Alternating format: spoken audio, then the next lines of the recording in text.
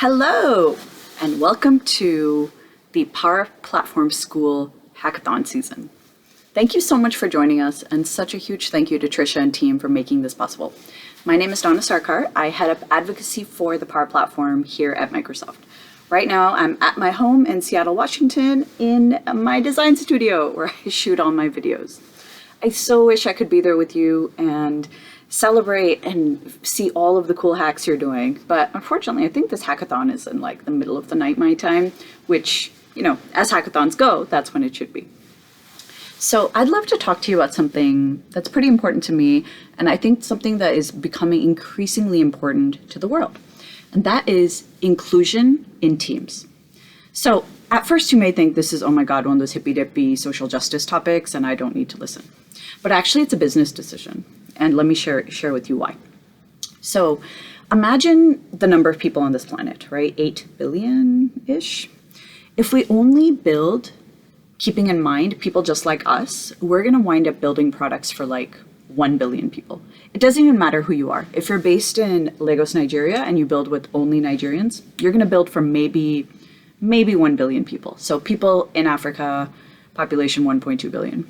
If you build in the US and keeping the Americas and Western Europe in mind, you're gonna build with 1 billion people in mind. So why would you not build technology for the other 7 billion people? That's a lot of money, and it's a lot of people that you can actually go and make things for. So there's 2 stories I'd love to share with you that are real and that both happened to me. First of all, a few years ago, I went to Lagos, Nigeria, and I was doing a bunch of work there with startups. And one of the things that I realized was we lose power a lot in Lagos, Nigeria, like a lot. We lost power pretty much every day for about maybe 2.5 hours. Now, the Nigerians are completely used to this. While the lights were still on and we had power, they always had their laptops charging. And I always thought that was interesting. They're always charging their laptops, even in the middle of the day, they're charging. When the power started to go out, that's when I realized, okay, because that's when they have full charge, because they're fully expecting the power to go out. I learned something then. I took this knowledge that I learned, like offline, power outages, these are things. These are concepts that exist in a very large part of the world. This is true in Africa, it's true in Latin America, it's true in parts of Asia, it's true in a big chunk of the US, honestly. So whenever I work on a tech project, I keep in mind, what does it mean to not have power? And what does it mean to not have internet connectivity? Because often when power goes, internet goes, right? Okay. So here I am working on Power Platform. And in one of the spec reviews early when I joined the team, someone is demoing a bunch of app demos, like, okay, we're gonna generate an app from here and we're gonna have a chat bot and do all this. So I raise my hand and I ask, what about offline? And they say, what do you mean, what about offline? I said, what about offline? What about the fact that there's gonna be people who don't have electricity? There's gonna be people who do not have internet connectivity. What are we doing about that? They said, literally a face like that. And they said, well, we haven't really thought about it. And I said, well, you have to before we release, because that's most of the world. If you're on an airplane, your app's not gonna work unless you have good plane Wi-Fi. That's not happening. Just during this work at home time, people without internet connectivity have been so disproportionately affected.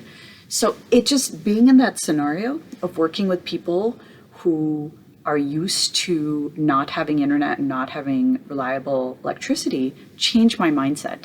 I developed this empathy, and now it's always top of mind. I'll never build an app without thinking about what does offline look like. I'll never build a chatbot without thinking about what does offline look like. So your app or chatbot don't have to work perfectly offline, but you should figure out what that experience is. You should factor for it rather than being completely surprised by it. So the other one I'd like to talk to you about is accessibility. So most people think of accessibility as things that help people with disability, neurodiversity, or some sort of a mental health concern, right? And I would like to make a statement and say that accessibility features, or assistive technology as it's actually called, actually helps everyone. So I'll tell you a story. Month ago, maybe a bit over a month ago, I was asked to host our Ignite conference. It's a humongous conference, virtual right now, reaches, I want to say like 2 million people all over the world. It's a pretty big deal. So we're in the Microsoft studios, which is like huge ordeal. There's big cameras everywhere and this flying camera.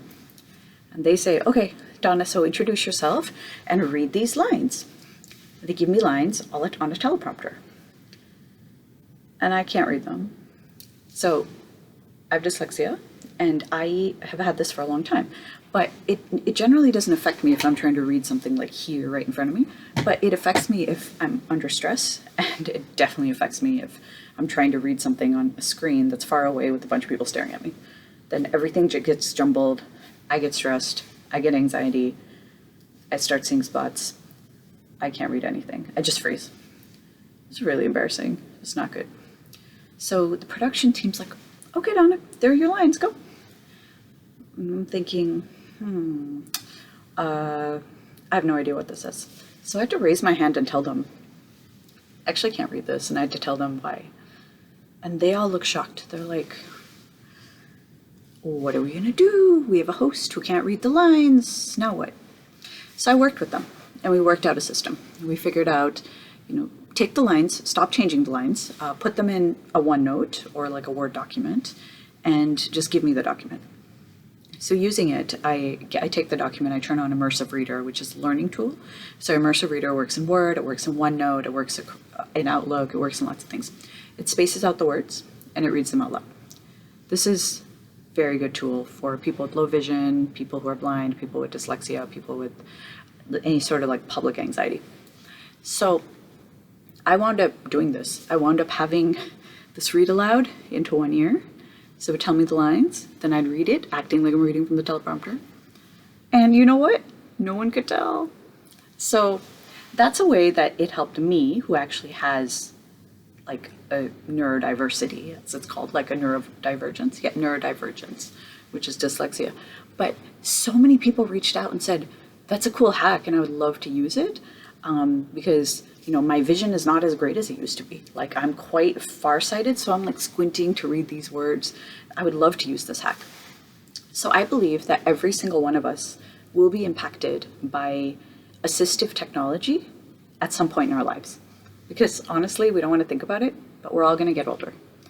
We're all going to start losing our eyesight, losing our hearing, losing our mobility, having like carpal tunnel and arthritis. So every single one of us are going to be impacted by disability, neurodivergence, or mental health concerns at some point or another.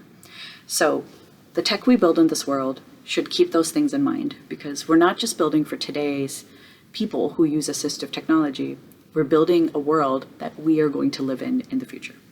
So thank you so much for participating in this hackathon. Please keep these two things in mind, that much of the world lives in offline, and much of the world needs assistive technology. And someday, we might be too. Thank you so much. Have an amazing event.